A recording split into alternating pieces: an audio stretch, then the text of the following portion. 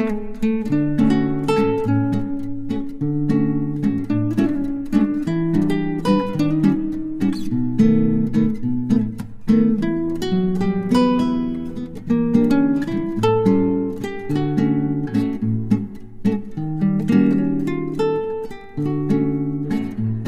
అండి, namaste. Welcome back to my channel Samyu blogs.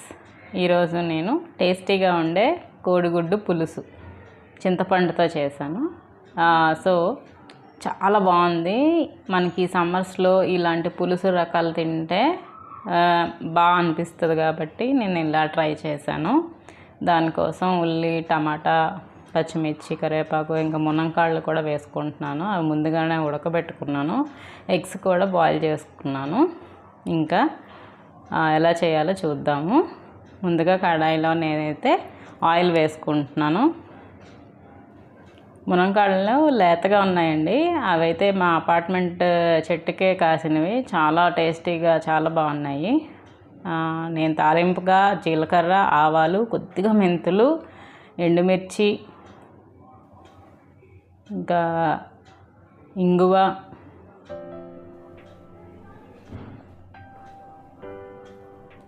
ఇవన్నీ వేసుకొని కొద్దిగా ఫ్రై అయిపోయిన తర్వాత ఉల్లిపాయ ముక్కలు, పచ్చిమిర్చి, కరివేపాకు వేసుకున్నాను. మునంకాళ్ళు అయితే ఉడికిపోయాయి. ఆ వాటర్ని పడకుండా వాటర్తో సహా మనం పులుసులో వేసుకుందాం. సో ఈ ఉల్లిపాయలు అయితే ఫ్రై అవ్వాలి. సో దానికోసం కొద్దిగా సాల్ట్ తీసుకుని నేను కల్లుప్పు యూస్ చేస్తున్నాను. అది వేసుకుని కొద్దిగా ఫ్రై చేసుకోవాలి.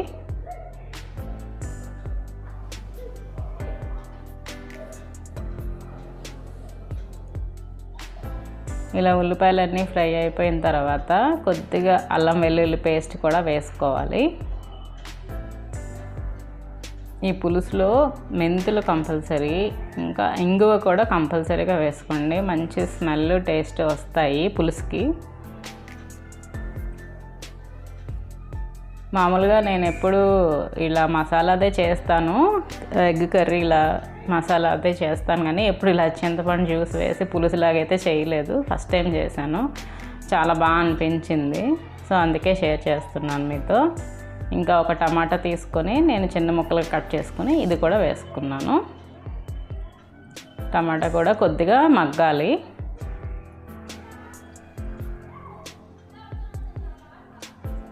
టమాటా కూడా కొంచెం మగ్గిపోయిన తర్వాత పసుపు, కారం, ధనియా పౌడరు, జీలకర్ర పౌడరు, ఇంకా కొంచెం గరం మసాలా వేసుకోవాలి.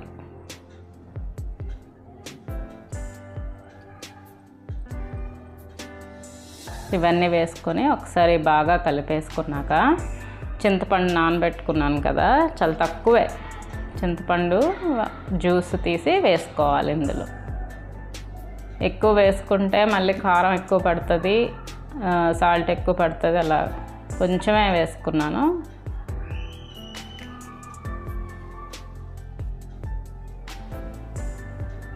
సో ఇదంతా ఉల్లిపాయలన్నీ ఈ పులుసులో ఉడికితే మంచి టేస్ట్ వస్తుంది. సో కొంచెం ఉడకబెట్టేసుకొని ఆ తర్వాత ముందుగానే ఉడికించుకున్నాం కదా ఎగ్, ఇంకా మునంకాళ్ళు కూడా వేసి కలిపేసుకోవాలి. ఎగ్ ముందుగానే ఉడకబెట్టుకొని పెంకులు తీసేసుకొని ఘాట్లుగా పెట్టేసుకొని ఉంచుకున్నాను నేను.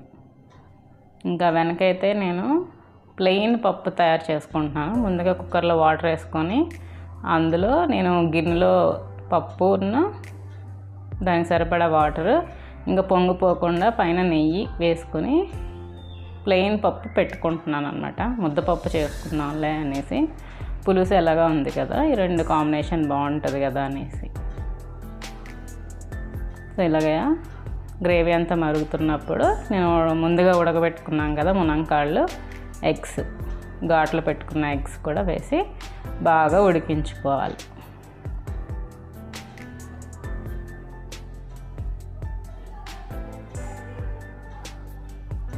ఇక్కడ కొద్దిగా టేస్ట్ చూసుకొని మీకు ఏ సరిపోలేదో అది ఇప్పుడే వేసుకొని కలిపేసుకోండి. సో బాగా మరుగొచ్చాక టేస్ట్ చూసుకున్నాను, కొంచెం సాల్ట్ తగ్గింది అనిపించింది. కొద్దిగా వేసుకొని కలిపేసుకున్నాక ఇంకా మనం చింతపండు వేసాం కదా, సో దాన్ని బ్యాలెన్స్ చేయడానికి కొంచెం షుగర్ అయితే పడుతుంది. మీరు అది చూసుకొని వేసుకోవాలి.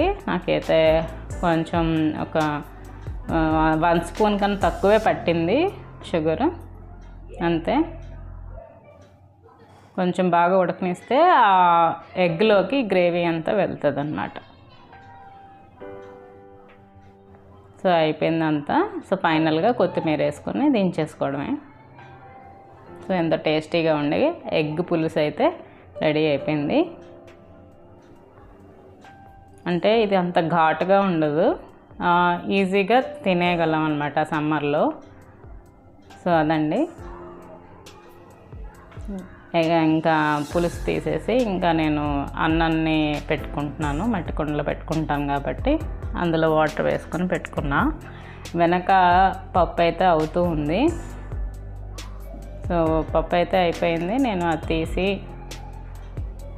జస్ట్ కొంచెం సాల్ట్ నెయ్యి వేసుకొని కలుపుకోవాలి.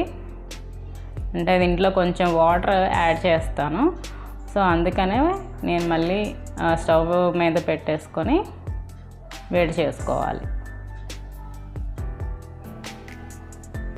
బాగా మెదుపుకుంటుని సాల్ట్ నెయ్యి వేసుకుంటున్నాను. ముద్దపప్పుకి నెయ్యి మంచి టేస్ట్ ఇస్తుంది కదా, సో అందుకే ఇవన్నీ వేసుకొని బాగా కలిపేసుకొని నేను ఆవకాయతో ముద్దపప్పు తింటే బాగుంటుంది అనేసి ఇలా పెట్టుకున్నాను.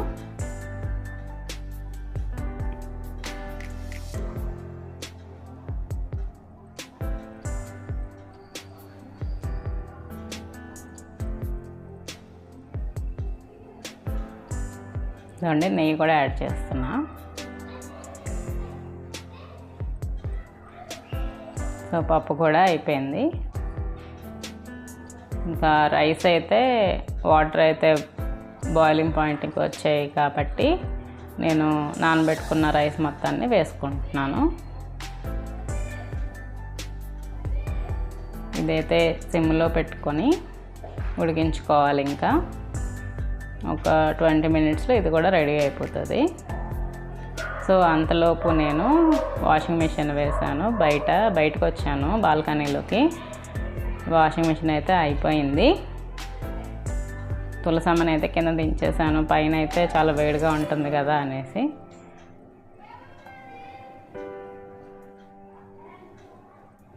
సో ఇప్పుడు ఈ బట్టలన్నీ ఆరేసుకోవాలి. ఇక్కడైతే అన్నం అయితే రెడీ అయిపోయింది. సో ఈరోజు మాకు లంచ్లోకి ఎగ్ పులుసు, ఇంకా కందిపప్పు ముద్దపప్పు, ఇంకా మజ్జిగ, ఆనియన్స్. ఇంకా ఈరోజు నేను మినప వడియాలు తయారు చేసుకుందామని పప్పుని రుబ్బుకుంటున్నాను. ఇంకా బాల్కనీలో ఇటువైపు ప్లేస్ ఖాళీగానే ఉంటుంది. సో దాన్ని కొంచెం క్లీన్ చేసేసుకొని ఇక్కడ ఒక కవర్ వేసుకొని ఇక్కడ పెట్టుకుందామని అనుకున్నా. మధ్యాహ్నంకి బాగా ఎండ అయితే వచ్చేస్తుంది కాబట్టి ఇది కవర్ తీసుకున్నాను. కొద్దిగానే పెట్టుకుందాం, ఫస్ట్ టైం పెడుతున్నాను, ఎలా వస్తుందో చూద్దాంలే అనేసి. సో అవి కవర్ ఎగిరిపోకుండా దానికి బరువుగా ఇవి పెట్టుకున్నాను. సో ఆ తర్వాత చిన్న చిన్నగా ఇలా వేసుకుంటున్నాను మినపప్పుతో వడియాలు. ఇవి కొన్ని కూరల్లో కూడా వేసుకుంటాం కదా. ఇంకా దీంతో రెసిపీ నేను నెక్స్ట్ వ్లాగ్లో షేర్ చేస్తాను.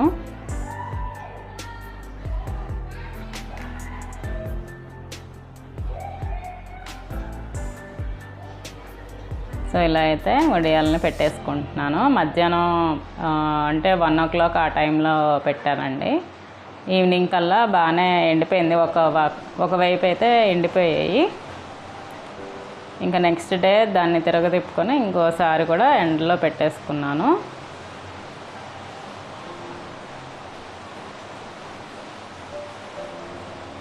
వాయిస్ ఓవర్ ఇచ్చినప్పటికీ మా ఇంటి దగ్గరలో వర్షం పడుతుంది. సో లైట్గా సౌండ్ వస్తుంది.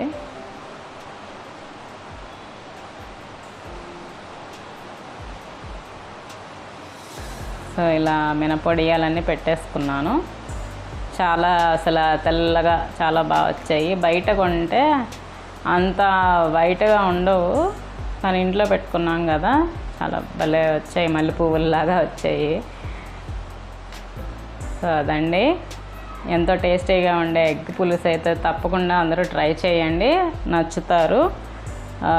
సో ఈరోజు బ్లాగ్ దీంతో ఎండ్ చేస్తున్నా. మళ్ళీ నా వచ్చే బ్లాగ్లో మళ్ళీ కలుద్దాం. అంతవరకు bye. Thank you. Take care. Please subscribe my channel. Bye.